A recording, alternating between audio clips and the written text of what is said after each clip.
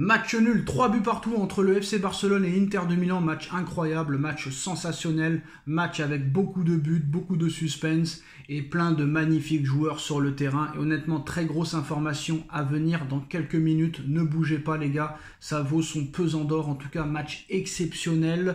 Rien à voir avec le PSG Arsenal, mais c'est vrai que les défenses ce soir, c'était assez faible, assez catastrophique. Je ne pensais pas que l'Inter de Milan était aussi faible défensivement. Je pense que l'absence de Benjamin Pavard ce soir s'est réellement ressentie du côté de l'Inter. Peut-être que si Benjamin Pavard est titulaire ce soir à l'Inter, peut-être que le Barça perd ce match et que l'Inter le gagne. Voilà, je vais vous dire la vérité. Benjamin Pavard quand même, qui est l'un des piliers défensifs de cette équipe de l'Inter de Milan. Et je pense qu'il a cruellement manqué ce soir. Marcus Thuram, l'un des joueurs peut-être les plus sous-cotés au niveau européen en ce moment. À chaque fois que l'Inter n'a pas Marcus Thuram sur le terrain, l'Inter perd. À chaque fois que Marcus Thuram n'était pas sur le terrain, l'Inter n'a jamais gagné cette année. Et quand Marcus est là, c'est un autre Inter de Milan. Même offensivement, il est beaucoup plus fort. Avec Marcus Thuram, qui a été souvent décrié depuis plusieurs saisons, depuis plusieurs mois avant cette saison-là.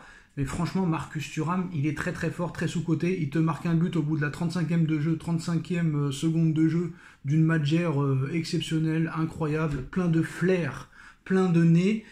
Et au bout de 35 secondes, surprise générale, l'Inter qui mène 1-0. C'est complètement fou. Et l'Inter qui double la mise 20 minutes plus tard grâce à Dumfries. Dumfries qui a fait autant un match exceptionnel offensivement que catastrophique défensivement. C'est quand même tout le charme du football. Un défenseur peut te mettre un doublé, mais peut être catastrophique défensivement.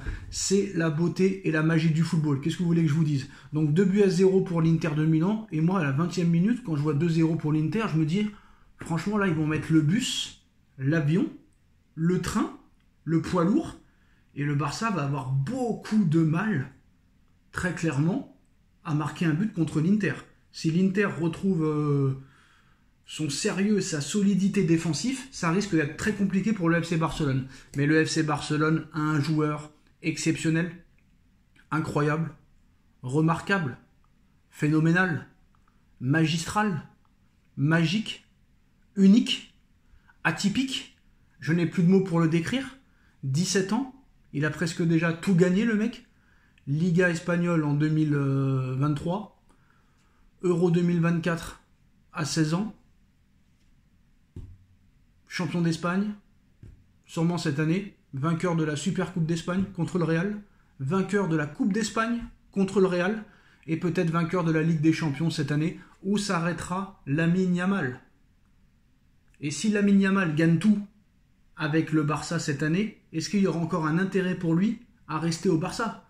Parce que si Yamal gagne la Ligue des Champions cette année, il aura tout gagné avec le Barça.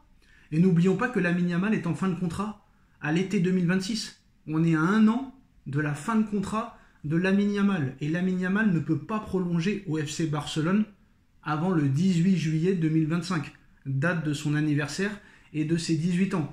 Et il y a une information incroyable qui vient de tomber à ce sujet sur Lamine Yamal. Mais on continue à débriefer le match. Un Rafinha aussi. Quel joueur! Quel joueur! Et le Ballon d'Or, je pense que cette année, il va être très très très serré. Entre Lamine Yamal, qui te fait encore un match exceptionnel, où le mec te marque un but, quand même, qui permet au Barça de revenir à 2-1. La passe décisive de Rafinha pour Ferran Torres, qui est métamorphosé depuis l'arrivée de Flick. C'est incroyable, Ferran Torres, que tout le monde critiquait, tout le monde se moquait de lui avec Xavi. Et depuis qu'il y a Hansi Flick, Ferran Torres a évolué d'une manière significative et complètement métamorphosé, est en pleine confiance, et ça se ressent offensivement du côté du FC Barcelone. 2 buts partout à la 38e minute de jeu. Ferran Torres qui égalise sur une passe décisive de Rafinha, et Rafinha, il te met un pétard, et malheureusement ce n'est pas accordé à Rafinha. Mais je reviens d'abord sur le doublé de Dumfries à la 63e minute de jeu, et là je me dis, l'Inter ne va pas sombrer. Là l'Inter a retenu la leçon. Mais il y a encore un relâchement, et quelques minutes plus tard, 2 minutes plus tard, il y a Rafinha qui te lance un pétard à 3000 à l'heure, qui touche la barre, et ça retombe malheureusement sur Sommer, le gardien de l'Inter de Milan, qui est très malheureux, honnêtement. Mais Rafinha, franchement, moi je lui accorderais le but, parce que vu le niveau la qualité et la vitesse de la frappe, franchement, s'il y a but, personne ne peut rien dire. Et pour moi, c'est un but de Rafinha. Même si Sommer, voilà, s'il la retouche pas, il n'y a pas but. C'est vrai que si Sommer ne touche pas le ballon avec le dos, la frappe de Rafinha, elle va sur la barre. Mais quand même, la puissance de la frappe, s'il met pas autant de puissance, ça touche pas à la barre et ça revient pas sur le dos du gardien. Honnêtement, Rafinha, il a été exceptionnel ce soir. Lamine Yamal, il a été exceptionnel ce soir. Ferran Torres, il a été exceptionnel ce soir. Et là, on a une course à 4 pour le Ballon d'Or. Pedri, je l'ai trouvé un peu moins bien. Je ne l'ai pas trouvé catastrophique, mais je l'ai trouvé un peu moins bien. On va pas se mentir quand même, les jambes étaient fatiguées, surtout après cette prolongation contre le Real Madrid le week-end dernier, où ça a été au bout du bout, où il y a eu des grosses tensions entre le Real et eux, avec l'arbitrage, ça a été au bout du bout, il y a eu 10 minutes d'arrêt de jeu en deuxième mi-temps, 5 minutes en première, plus 30 minutes de prolongation, le match il a duré 6 heures entre le Barça et le Real ce week-end, donc on peut comprendre la fatigue du Barça, et je pense que si le Barça ne va pas en prolongation le week-end dernier contre le Real, peut-être que le Barça se serait imposé. C'est-à-dire que l'Inter, s'ils avaient Pavard, peut-être qu'il se serait imposé. Si le Barça n'avait pas joué les prolongations le week-end dernier en finale de Coupe d'Espagne contre le Real Madrid, peut-être que le Barça se serait imposé. Mais on a vu qu'il y a eu des défauts des deux côtés. Et on a vu que voilà, il y avait un manque de fraîcheur cruel au niveau du Barça. Mais ça a été quand même une rencontre complètement folle. Un match phénoménal. Voilà, phénoménal. Et honnêtement, ça c'est le football qu'on aime voir. Pour moi, l'homme du match, voilà, on va pas vous mentir, il est exceptionnel. J'ai plus de mots. Il faut que j'aille dans le dictionnaire pour inventer de nouveaux mots pour définir Lamine Yamal. Parce qu'à 17 ans, personne n'a jamais fait ça.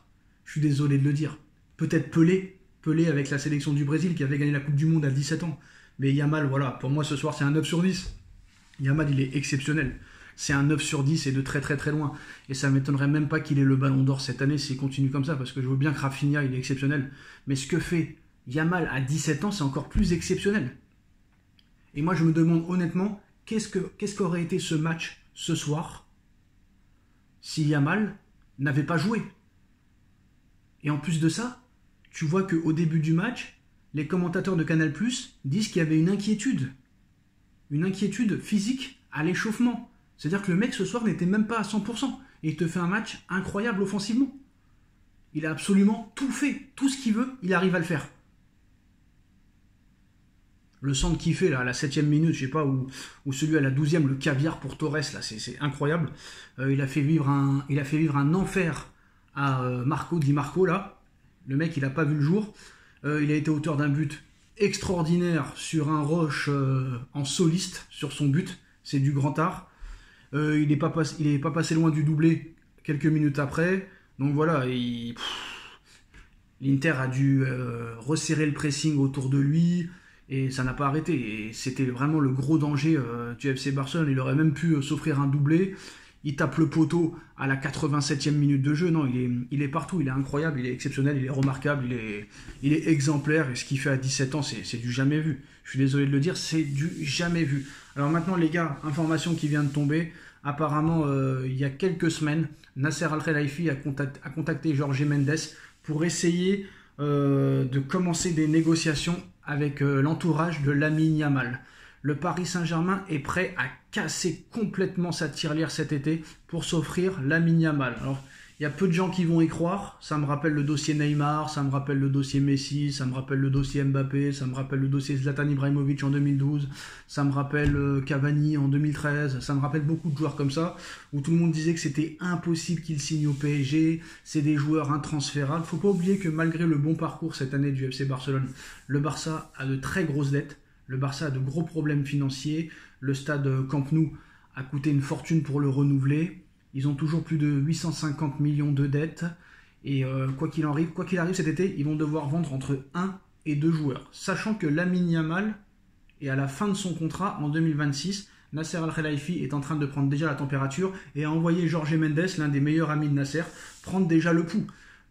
Je suis désolé de le dire, mais Lamine Yamal, vous croyez qu'il va se contenter d'être le 4e salaire du FC Barcelone avec ce qu'il est en train de faire et ce qu'il a déjà fait dans le passé, que ce soit avec le FC Barcelone ou la Roja?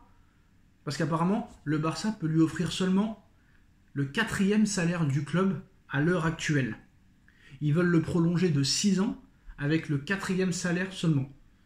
je ne pense pas que ça va satisfaire le clan Yamal et Lamine Yamal. Parce qu'à 17 ans, gagner l'Euro 2024 en étant décisif et en étant titulaire, gagner la Liga espagnole en 2023 même s'il a joué qu'un match, il a gagné la Super Coupe d'Espagne, il a gagné la Coupe d'Espagne, il a gagné sûrement la Liga cette année, il est à la pointe de gagner la Ligue des Champions. S'il gagne tout, vous pensez très clairement que Yamal va accepter de prolonger seulement pour être le 4e salaire du club, et on sait que très clairement Luis Enrique, l'entraîneur du PSG, en rêve. Et en plus de ça, on vient d'apprendre, d'après plusieurs médias espagnols, que Paris serait prêt à offrir pour Lamine Yamal 250 millions d'euros au FC Barcelone. Ils sont prêts à lui proposer 2 500 000 euros par mois au Paris Saint-Germain. Donc, à monsieur Lamine Yamal. Contrat de 5 ans. Et en plus de ça, en plus des 250 millions d'euros qu'il propose au Barça, il propose en plus de ça Barcola. Ils sont prêts à sacrifier Barcola, plus 250 millions d'euros, pour s'offrir Lamine Yamal.